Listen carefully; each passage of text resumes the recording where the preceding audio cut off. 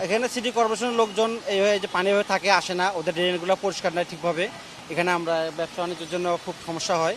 এই যে ফুটে যারা আসছে ওদের সমস্যা। আমরা যে আসছি এই যে বিজেপির আসা লাগে, এটা প্রতিদিনই হয়, বৃষ্টি হলেই পানি হয়, এই জন্য সবারই ভোগান্তি হয়। দোকানে আসতে পারি না, যে দোকান দেখছি আপনি দেখছেন দোকানপাট বন্ধ।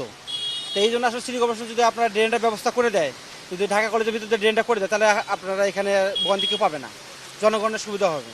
এখানে অনেক মেয়েরা আছে, অনেক পড়ার সময় পড়েও যায় বা এখানে আমরা তো সামনে থাকি দেখি। তাই এটার ব্যবস্থা কি করবে আমরা নিজে জানি। এখানে তো আসলে দেশের সরকার এখনো বর্তমানে কেউ ওরকম কিছু নাই, এই জন্য দেশের কোনো কেউ মাথা ঘামায় না, যে যার যার ধান্দায় আছে ভাই। বৃষ্টির রাস্তা তলে গেছে, পানি জমা, তারপরে হলো বৃষ্টি, কিন্তু লোকজন তেমন একটা বাস বাইর হয় না রাস্তায়, এটা তো সমস্যা অনেক। এই ড্রেনগুলো যদি ঠিক আছে পরিপূর্ণভাবে পরিষ্কার রাখা যায়, তাহলে আমি মনে করি যে পানিগুলো অন্তত নিচে নেমে যায়। আর পানি নিচে নেমে গেলে বৃষ্টিতে আমাদের ভোগান্তি কম হয়। চাইলে তাৎক্ষণিকভাবে রাস্তা উপরে উঁচা নিচা করা সম্ভব না, কিন্তু ড্রেনগুলো পরিষ্কার রাখা সম্ভব।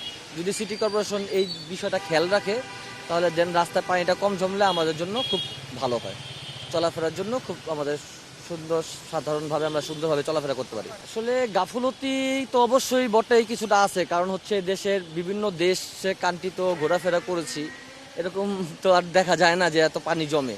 তো সিটি কর্পোরেশন এই বিষয়ে যদি জোর দেয়, তারা ইনশাল্লাহ মনে হয় যে ভালো কিছু করতে পারবে।